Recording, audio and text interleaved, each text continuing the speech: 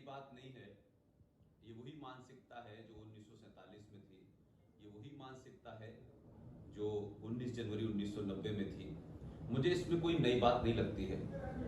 इस देश के सनातनी हिंदुओं के लिए नई बात इसलिए है कि देश का सनातनी भूलने की बीमारी से ग्रस्त है, और जो कौमें अपने इतिहास को भूलती हैं, इतिहास में उनके साथ हुए अत्याचारों पर भूलती हैं, और जिन्हें भूलने की बीमारी लग जाती है उन्हें इतिहास भी भूल जाता है। लिहाजा चाहे वो पाकिस्तान के साथ भारत का मैच हो, इसीलिए मैंने कहा, कल मैं टेलीविजन पे था, हमारे दोस्त हैं ऐश्वर्या राय, रिपब्लिक टीवी के बॉस, 5 अप्रैल 2016 को T20 का match West Indies versus India हो रहा था। उसमें वेस्ट इंडीज ने इंडिया को हराया। 2016 में महबूबा मुफ्ती जम्मू कश्मीर की मुख्यमंत्री भी थी और गृह मंत्री भी थी। उस मैच हारने के बाद NIT, national institute of technology में, जहां देश भर के बच्चे पढ़ते हैं, उन बच्चों में जो कश्मीरी मुसलमान थे ज्यादातर, उन लोगों ने भारत की हार को, उसका जश्न मनाया, नारे लगाए, भारत के बारे में हाय हाय कहा। उसकी प्रतिक्रिया में देश भर के, गुजरात के, यूपी के, मध्य प्रदेश के, बिहार के जो बच्चे वहां पढ़ते थे, उन्होंने दूसरे दिन पूरे NIT के कैंपस में घूम घूम कर तिरंगे को लेकर के भारत माता की जय के नारे लगाए।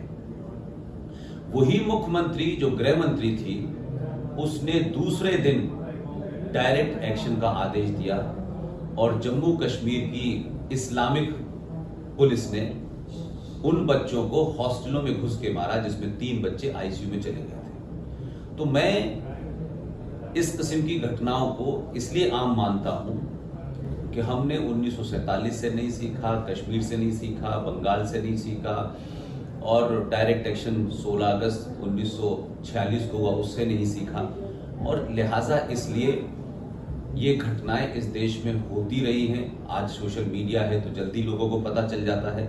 अगर ये सोशल मीडिया होता तो 19 जनवरी 1990 को कश्मीर के अंदर सरकार में बैठे हुए लोग, जम्मू कश्मीर का वो आदमी जो देश का पहला गृह मंत्री बना था, उसकी देखरेख में 2500 कश्मीरी हिंदू पंडितों की हत्याएं की गई, और 5 लाख कश्मीरी हिंदू पंडितों को उनकी उपासना और पूजा पद्धति के कारण अपने ही जड़ों से उनको छोड़ के भागना पड़ा। लेकिन इस देश को पता ही नहीं चला, इस देश की कोई प्रतिक्रिया नहीं हुई। लिहाजा ये घटनाएं बहुत मामूली घटनाएं मानता हूं, और ये होंगी, और ये होती हैं तो कम से कम हिंदुओं को पता तो चलता है कि हम जिनसे भाईचारा ढूंढ रहे हैं, जिनके अंदर हम अपना DNA ढूंढ रहे हैं कि हमारा उनका DNA एक है, उन सबको ये मैसेज है कि आप अपने आप को किसी के गले पड़ जाएं और कहें हम आपके भाई हैं, और वो आपको भाई न माने, तो फिर यही नतीजा होता है। और अभी ये जो वातावरण बन रहा है पूरे देश के अंदर, उसको आप किस तरह से देख रहे हैं? जो हिंदुत्व का मुद्दा है, और खास करके कई ऐसे विस्तार है कि जहाँ पे मुस्लिम कम्युनिटी बढ़ रही है, जो आगे जाके दिक्कत पैदा कर सकती है, क्या लग रहा है? आपने एक साथ 2 सवाल पूछे कि पूरे देश में जो हिंदुत्व का मुद्दा पड़ रहा है, वो मैं समझा नहीं, वो क्या, किस संदर्भ में आप कहना चाहते हैं? अभी जो राष्ट्र में जो सरकार है वो हिंदुत्व को लेकर आगे बढ़ रही है, लेकिन कुछ एरिया जो है वहाँ पे मुस्लिम लोग की बस्ती बढ़ रही है, उसका जो त्रास है वो भी बढ़ रहा है, तो उसको आप किस तरह से देखें? देखिए, 2 चीजें हैं। सरकार हिंदुत्व को लेकर आगे बढ़ रही है, मुझे तो लगता नहीं कि सरकार को हिंदुत्व को लेकर आगे बढ़ रही है। अगर धारा 370 का हिंदुत्व से कोई मतला है तो मैं नहीं मानता कि हिंदुत्व से कोई मतला है। अगर राम मंदिर का कोई मामला है तो वो सरकार का हिंदुत्व का एजेंडा नहीं था भाई।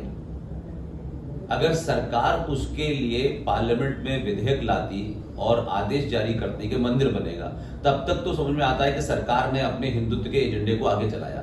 लेकिन सुप्रीम कोर्ट ने फैसला दिया है, तो सुप्रीम कोर्ट ने फैसला इसलिए नहीं दिया कि उसे हिंदुत्व का एजेंडा आगे चलाना था।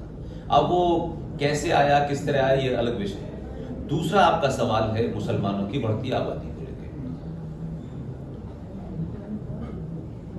मुझे लगता है कि ये बड़ा हल्का और बड़ा सतही इशू है कि मुसलमानों की आबादी बढ़ रही है तो हमें क्या करना चाहिए। आबादी बढ़ रही है, उसके कारण क्या हैं, इस पे हम नहीं जाना चाहते। हम ये नहीं पूछना चाहते हैं कि इस देश में भारत के संविधान की धारा 14 का उल्लंघन करके हमने धारा 30 दी और कहा कि जो अल्पसंख्यक हैं, जो मुसलमान हैं, उनको अलग से अपनी मजहब की शिक्षा देने का अधिकार है, उनको अपने अलग से इंस्टीट्यूशन खोलने का अधिकार है।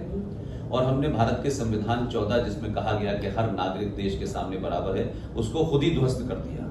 और फिर उसके बाद में ये सिलसिला हमारे देश में जारी रहा और 1985 के अंदर राजीव गांधी ने, जो 1947 के समय भारत विभाजन हुआ तो यहाँ जो प्रॉपर्टी खाली थी मुसलमानों की, और जो पंजाब में, लाहौर में, पेशावर में जो वहाँ से हिंदुओं को मार के भगाया गया, तो यहाँ जिन प्रॉपर्टीज को सरकार ने हिंदुओं को जो वहाँ से आए थे शरणार्थी उनको दे दी थी। राजीव गांधी ने मुसलमानों के दबाव में, क्योंकि उन मुसलमानों ने सिख विरोधी दंगों में हिस्सा लिया था, उनको पुरस्कृत करने के लिए एक आदेश जारी करके वो तमाम प्रॉपर्टी से हिंदुओं को बेदखल कर दिया और वक्फ बोर्ड को वो प्रॉपर्टी दे दी। और आज करोड़ों करोड़ों अरबों रुपए की वो प्रॉपर्टी जो मुसलमान यहाँ से भाग के पाकिस्तान चले गए थे, उनकी प्रॉपर्टी पे आज वक्फ बोर्ड का कब्जा है। उसके बाद आपने 1992 के अंदर, 1991 के अंदर प्लेसेस ऑफ वर्शिप एक्ट लाए, वो भी मुसलमानों के दबाव में लाए।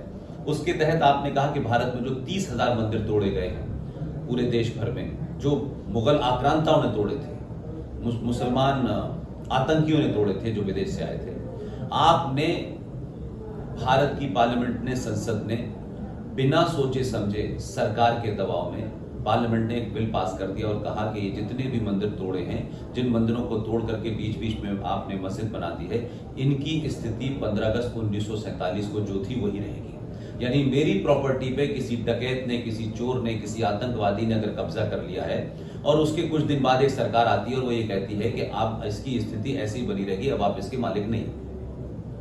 फिर 1993 में एक बार फिर भारत के संविधान को धत्ता बताते हुए आपने माइनॉरिटी कमीशन बना दिया कि आप संविधान में 14 में कह रहे हैं सब बराबर हैं, फिर आपने माइनॉरिटी कमीशन बनाया, करोड़ों करोड़ों रुपए का उसमें बजट दिया। फिर उसके बाद में आपने 1995 में वक्फ बोर्ड के अंदर अमेंडमेंट कर दिया। फिर उसके बाद आप जब आगे बढ़े तो आपने देश के अंदर माइनॉरिटी मिनिस्ट्री बना दी, और माइनॉरिटी शब्द या अल्पसंख्यक शब्द पूरे भारत के संविधान में कहीं नहीं है। जब आप इस तरीके के काम करेंगे, फिर 2005 में आपने सच्चर कमेटी बनाई, और वो सच्चर कमेटी जिसे आपने पास भी नहीं कराया संसद से, जिस पर राष्ट्रपति के साइन भी नहीं है, उस सच्चर कमेटी के तहत एक बार फिर सोनिया गांधी के इशारे पर मनमोहन सिंह ने सच्चर कमेटी बना करके 5,500 करोड़ का उसका अलग से मुसलमानों के लिए बजट है। भारत का संविधान कहता है कि धर्म के नाम पर, मजहब के नाम पर किसी को रिजर्वेशन नहीं दिया जा सकता, लेकिन इस देश के दलाल नेताओं ने, चाटुकार नेताओं ने मुसलमान वोट के चक्कर में इस देश में संविधान को साइड में रख करके ऐसे प्रावधान कर दिए कि उस रिजर्वेशन से ज्यादा आप उनको दे रहे हैं। तो खुद समाज के अंदर डिस्क्रिमिनेशन पैदा किया जा रहा है। जब आप लोगों को स्कॉलरशिप देंगे, एमबीबीएस में बैठाएंगे, इंजीनियर बनाएंगे, तो कश्मीर के श्रीनगर के अंदर वो लड़की जो चिल्ला चिल्ला कर कपड़े पहन रही है अपने और कह रही है पाकिस्तान जिंदाबाद, वो कौन है? वो मेरे और आपके टैक्स से पली हुई लड़की है जिसने हमारे टैक्स से पढ़ के एमबीबीएस बनी है।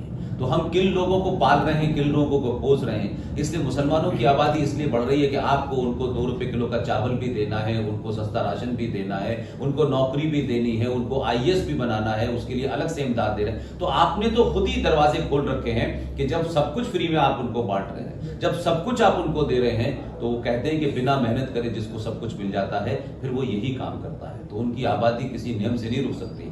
मेरा मानना है कि हिंदुओं से किसने ये कहा था कि आप अपनी आबादी रोक दीजिए? कोई भी पक्ष है वो माइनॉरिटी को ज्यादा देता है, तो 30 करोड़ मुस्लिम के लिए सब पक्ष है, 100 करोड़ का कोई नहीं सोचता है। तो ऐसे हिंदुओं के लिए आपका क्या सोच है? मेरा हिंदुओं के लिए कुछ नहीं कहना है। हिंदू डरपोक और कायर और लालची, जिसे आप हिंदू कहते हैं टेक्निकल भाषा में, क्या कभी इस देश में हिंदुओं ने सामूहिक तौर पे मांग करी? कोई ब्राह्मण के लिए वोट मांगता है, कोई यादव के लिए वोट मांगता है, कोई ठाकुरों के लिए मांगता है, कोई पटेलों के लिए मांगता है। जब तक हिंदू समाज अलग अलग वर्गों में, अलग अलग जातियों में अपनी ताकत को सरकार में शामिल करेगा, तब तक हिंदुओं का यही असर होगा।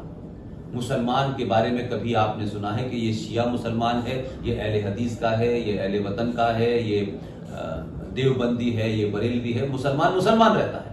लेकिन हिंदू शब्द कहने में बड़ा अच्छा लगता है, हिंदू नेताओं को, हिंदुओं के ठेकेदारों को, लेकिन हिंदुओं को किसी ने एक नहीं किया है। हिंदुओं की ताकत कभी सत्ता के सामने ऐसी नहीं है कि हिंदू खड़े हो जाएं और सत्ता डरने लगे। और इसलिए नहीं डरती सत्ता कि आप हैं तो 100 करोड़, लेकिन 100 करोड़ होके कोई मांग की क्या आपने आज तक?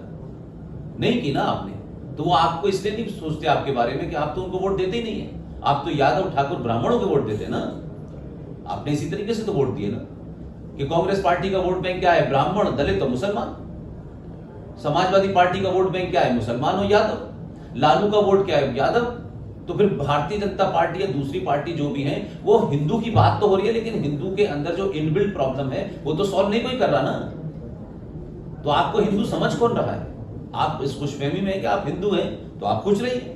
इसीलिए आप 100 करोड़ भी हैं लेकिन आपकी वैल्यू नहीं है। वो 25 करोड़ हैं लेकिन वो एक साथ खड़े।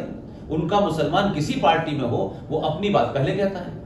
उसके लिए पार्टी एक जंपिंग बोर्ड है, पार्टी एक सत्ता हासिल करने का माध्यम है। कांग्रेस में ब्राह्मण चला जाएगा, बीजेपी में ब्राह्मण चला जाएगा, सपा में ब्राह्मण चला जाएगा तो वो पार्टी का लॉयल पहले हो जाता है, अपनी जाति अपने धर्म के प्रति नहीं रहता, इसलिए उसकी कोई हैसियत नहीं होती।